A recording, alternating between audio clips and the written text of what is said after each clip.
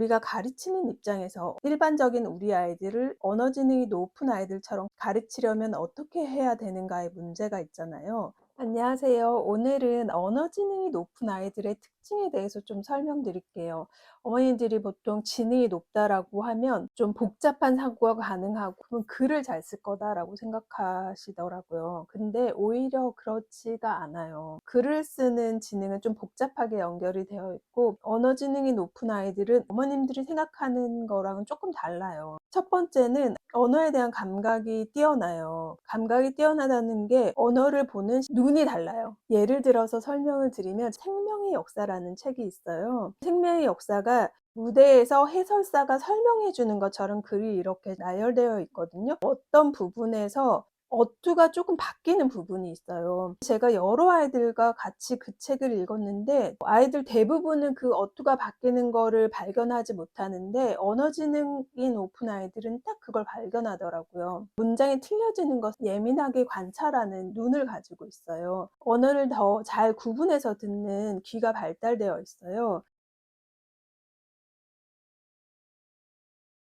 두 번째는 감각이 발달되어 있으니까 그걸 자꾸 보려고 해요. 눈에 보이니까 그걸 보고 읽으려고 해요. 예를 들어서 인제 한글 처음 가르치면 아이들이 한글이 보이기 시작하면 한글을 자꾸 읽으려고 하잖아요. 내가 감각할 수 있으니까. 들리니깐 들으려고 하는 거잖아요. 그러니까 내가 들리는 만큼 계속 들으려고 하고 보려고 해요. 처음에는 뭐 한글 읽는 데서 시작해서 복잡한 문장을 읽으려고 하고 그러다 보니까 언어에 관련된 어떤 지능이 더 발달하기도 하겠죠.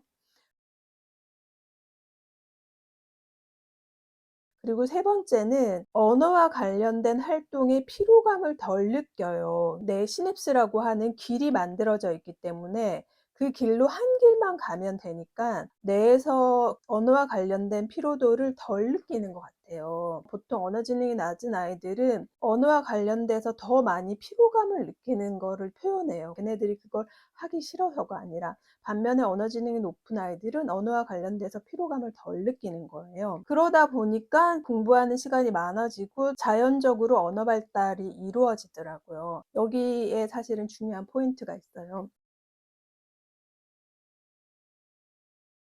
그러면 우리가 아이들을 언어 지능이 높은 아이들처럼 잘 학습을 시키려면 어떻게 해 줘야 되느냐에 문제가 남아 있는데요. 첫 번째는 감각이겠죠. 언어 지능이 높은 아이들처럼 감각이 좋게 가르치는 건 가능해요. 아이들이 그 감각이 아직 덜 발달되어 있기 때문에 잘 보이지 않는 거고 청각적으로 언어에 대한 감각이 덜 예민해져 있기 때문에 안 들리는 거거든요. 그거는 반복해서 보여주고 반복해서 들려주면 그 감각은 발달하게 되어 있어요. 그래서 가능하면 즐겁게 볼 수 있도록 즐겁게 그걸 감각할 수 있도록 가르쳐 주는 게 중요하고요. 그게 보이기 시작하고 들리기 시작하면 언어 지능이 높은 아이들처럼 본인들도 자꾸 보려고 해요. 보이기 시작하면 읽으려고 하거든요. 누구나 마찬가지예요. 그래서 영어도 마찬가지로 아이들이 영어가 보이기 시작하면 읽으려고 해요. 보이지 않으니까 외면하는 거거든요. 잘 들리지 않으니까 외면하는 거. 그래서 보이고 들리게 해 주는 것이 중요하고요. 근데 문제는 세 번째예요. 그 길이 만들어져 있기 때문에 언어 학습에 대한 피로도가 덜하다고 했잖아요. 그러니까 언어 지능이 낮은 아이들은 반면에 그 길이 만들어져 있지 않으니까 피로도가 높은 거예요. 그것도 마찬가지로 잘 보이고 잘 들리면 그 피로도가 쪼끔씩 들긴 하지만 그 감각이 발달하는 동안에 피로감이 있어요. 그래서 언어 학습을 하는 시간을 잘 조절해 줘야 돼요.